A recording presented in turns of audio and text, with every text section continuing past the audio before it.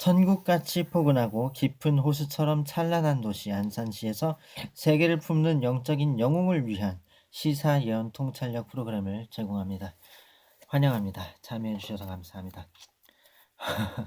우리 주 그리스도 예수님 안에서 제가 오늘 너무 좋은 일이 있습니다. 머리에 새치가 났어요. 드디어 난생 최초로 새치가 났습니다. 주님 나라에 더 가까워졌다는 뜻이죠. 제가 뭐 젊은 날 죽을 것 같긴 한데 아무튼 너무나 감사한 일입니다.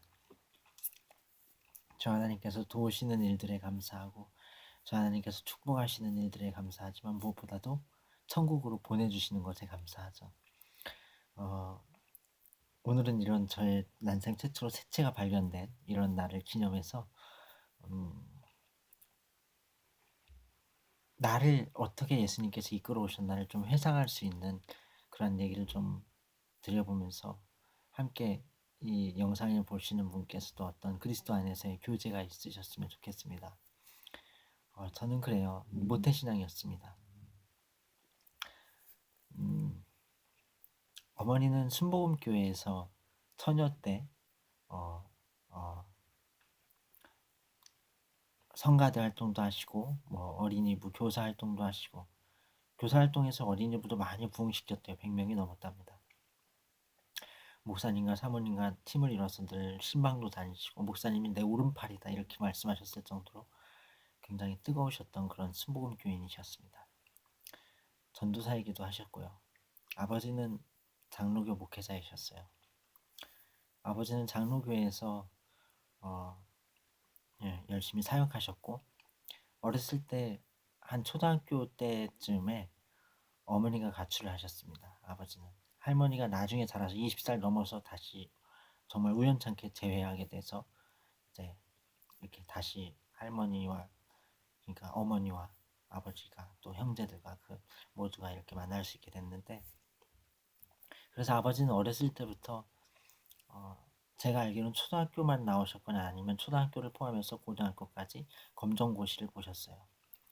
그래서 어렸을 때부터 안 해본 일이 없으시다고 하셨습니다. 대학 다닐 때는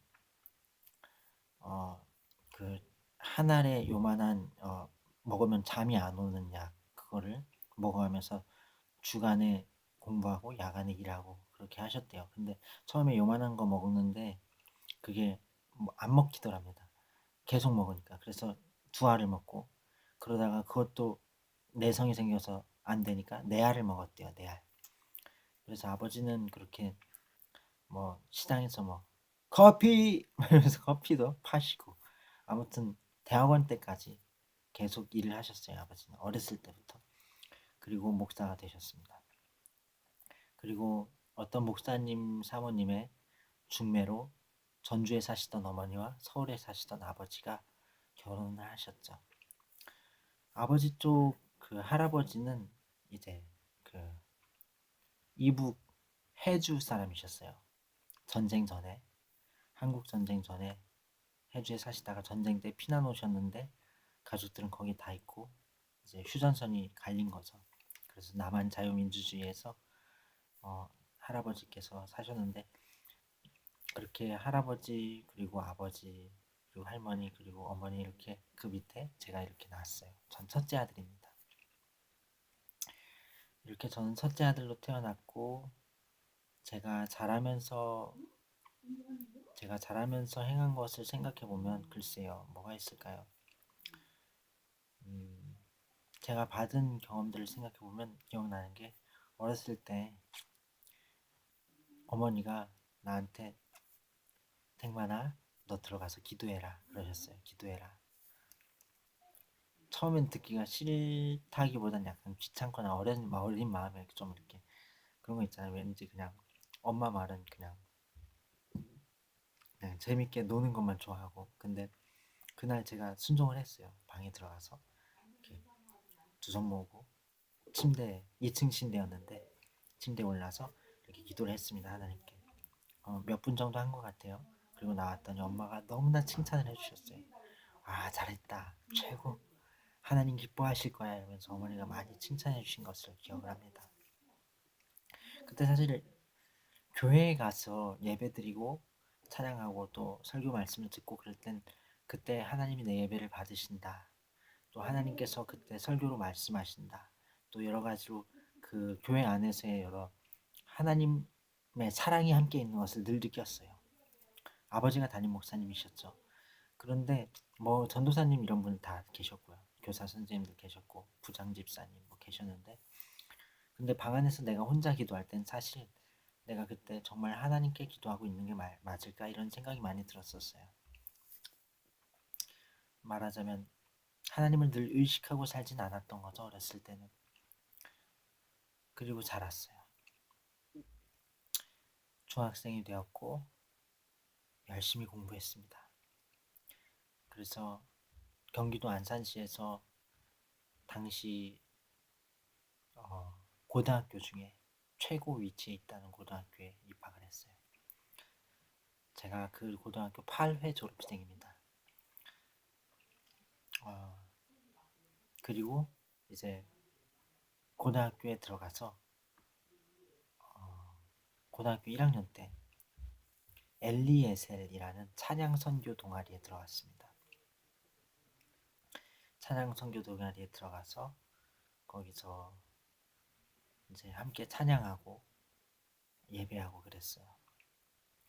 사실 근데 찬양 선교 동아리가 광고를 했었어요. 교실들마다 막 다니면서 선배들이 동아리들이 막 다니면서 우리 동아리 이렇고 이런 절차가 있고 들어오려면 신청해라 이런 얘기들이 있었는데, 제가 그 오디션 봐야 되는 신청 봐야 해야 되는 그 전주에 일찍 먼저 갔어요. 그 동아리에 찾아갔더니 다음 주인데 그러는 거예요. 그렇지만 들어와 그러면서 이제 저 혼자 그 동아리에 더 첫 번째로 들어가서 거기서 미리 이렇게 찬양 예배를 드리는, 점심시간마다 모여서 한 10분, 20분, 한 15분 찬양으로 하나님께 복음성가 찬양으로 예배를 드리는 그런 자리에 있다가 왔고, 그 다음 주에 였나요? 잘 기억이 안 나지만 아무튼 기간은 잘 기억이 안 나지만 그 다음번에 이제 오디션을 보고 제 기억이 다 합격한 것 같아요. 뭐 음치가 아닌 이상은 다 뽑았던 것 같아요. 그래서 찬양 선교 동아리에서 활동하고 주로 거기서는 이제 점심시간에 모여서 찬양을 하는 거예요. 찬양이 좋아서 모인 사람들이니까 찬양하고 기타 치는 분들 기타 치시고, 그리고 또 뭐 수요일인가 화요일인가 목요일인가 아무튼 일주일에 2번인가 한 번을 그 학교 들어가는 그 입구에서 모여서 이렇게 찬양을 했어요.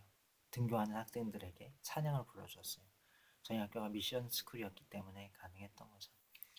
그리고 어, 이제 연말이었던가요? 연초였던가요? 아무튼 그때가 되면 LSL 동아리 사람들이 전체가 베이스 기타, 일렉 기타, 드럼, 또 어쿠스틱 기타, 그리고 싱어, 마이크 잡는 사람들 다 뽑아서 찬양 예배를 열었어요. 교회를 빌려서, 근처에 있는 교회를 빌려서. 그때 어떻게 빌렸는지 모르는데 연습할 때마다 교회를 빌렸어요. 이 교회 빌리기도 하고 저 교회 빌리기도 하고, 그래서 그곳에서 연습을 하고 이제 최종 집회를 또 어느 교회를 빌려서 열었어요. 참 그 주위 교회 분들은 참 좋으신 분들이셨죠. 그러니까 목사님께서 이렇게 흔쾌히 교회를 빌려주시고, 그래서 찬양 예배를 열고, 그렇게 저희는 엘리에셀이라는 동아리를 하며 그리고 고등학교를 졸업했습니다. 그리고 고등학교를 졸업하고 나서 이제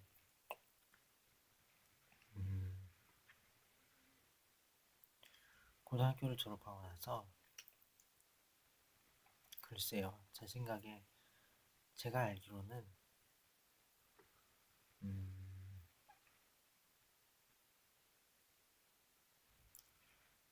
고등학교를 졸업하고 나서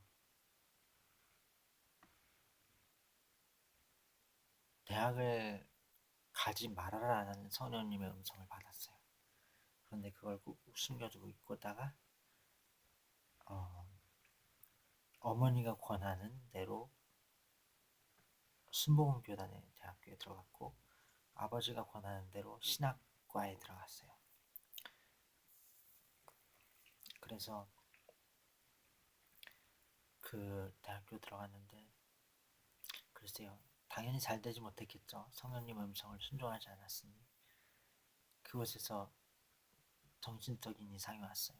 그리고 6개월 만에 수업도 제대로 다니지 못하고 F가 엄청 많고 학점이 1.44였습니다.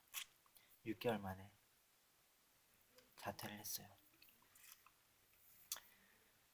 그리고 기도원만 다녔습니다. 금식을 이틀, 3일, 하루, 2끼 그렇게 시도했다가 포기하고 시도했다가 포기하고 계속 반복했어요. 금식하다가 마구 먹고 또 금식하다가 마구 먹고 그러면서 죄책감만 쌓여갔고 극도의 염세주의로 들어갔죠. 세상과 벌타지 않는 건 너무나 중요한 것이지만 저는 그때 하나님께서 기뻐하시는 영향력 가운데 있지 못했던 것 같아요. 글쎄요, 그런 삶을 허락하신 것도 하나님이시니까.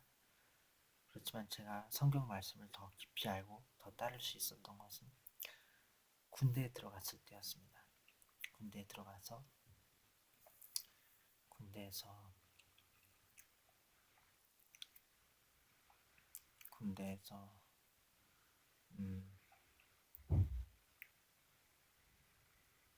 글쎄요, 군대에서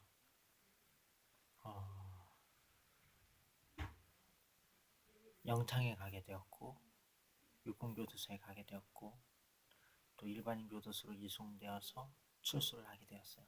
그 기간 동안 성경을 정말 많이 읽었습니다. 계속 성경을 읽었어요. 그때 그 기간 동안 성경을 읽었던 것이 제게 너무나 귀중한 도움이 되었고 진정으로 깊이 있는 하나님을 올바르게 아는 어떤 정신을 가질 수 있는 하나님을 늘 기억하고 하나님을 늘 찬양하고 하나님을 늘 상기할 수 있는 그러한 정신을 가질 수 있는 계기가 되었어요. 그리고 이제 나왔죠. 그리고 사면되었고 그리고 나서 성남시에 가게 되었어요. 그곳에서 아버지의 집에서 살았죠. 그리고 거기서 살면서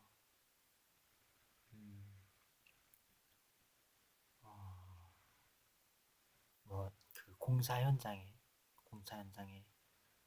일하러 다니기도 하고 또 가게에서 일하기도 하고 또 식당에서도 일주일 정도 일해봤고 주유소에서 며칠 일해봤고 또 택배 상하차 굉장히 힘들더라고요. 군대 다녀오신 분한테 물어보니까 군대보다 어렵대요. 힘들대요. 그것도 며칠 다녀보고 그렇게 다녀봤어요.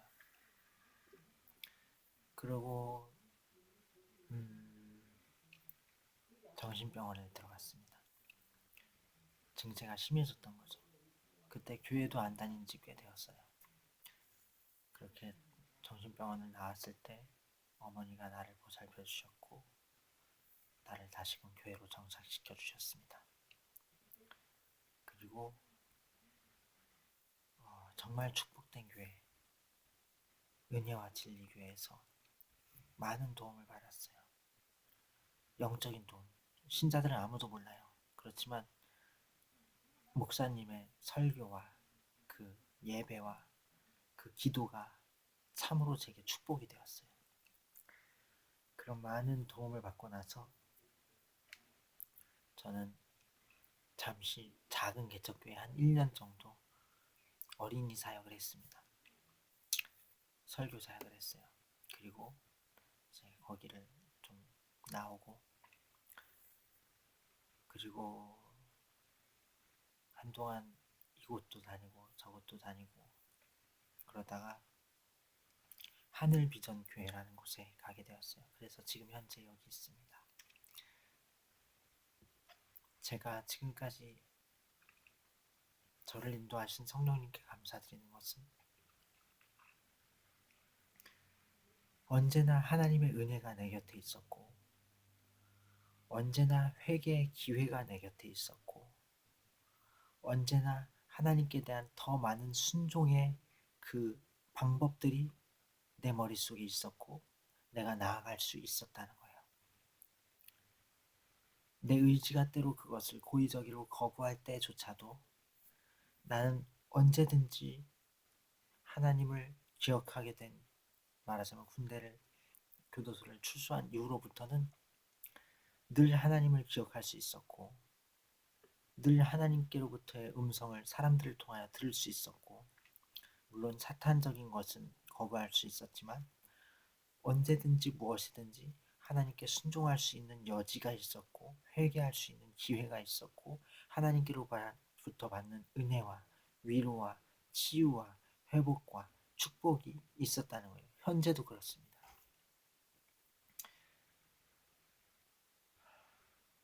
그래서 너무 두렵고 떨리는 가운데에서도 너무나 한편으로는 너무나도 귀중한 하나님의 말씀인 이 부분은 뭔가 하면 저는요 절대적으로 하나님께서 보실 때에 지옥에 갈 수밖에 없는, 천국에 도저히 들여보낼 수 없는 그런 순종의 아주 얄팍한 그런 순종을 갖고 있습니다. 늘 그랬어요. 그래서 주님을 찬양합니다. 주님을 의지할 수밖에 없어요. 주님을 찬양하는 것 자체가 제게 힘이 되기 때문입니다. 느헤미야서의 말씀처럼. 그리고 하나님을 사랑하니까요. 하나님께서 하나님 되심으로 말미암아 사랑합니다.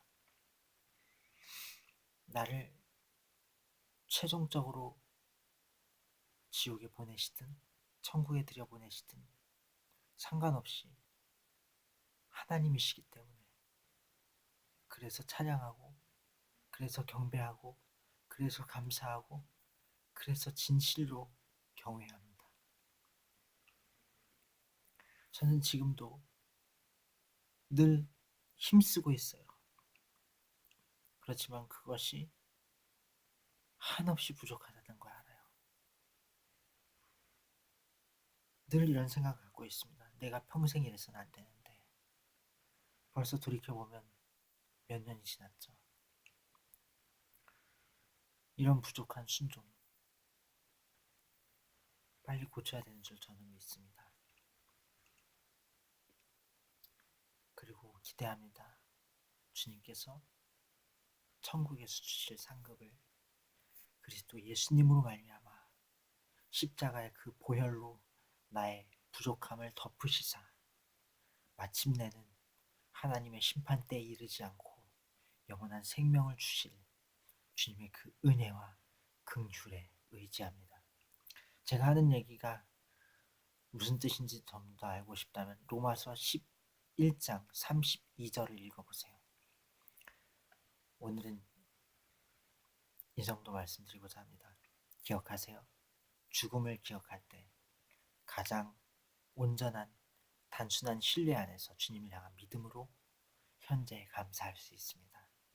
깨어있는다는 것은 감사함이 넘친다는 것을 뜻한다는 것 잊지 마세요.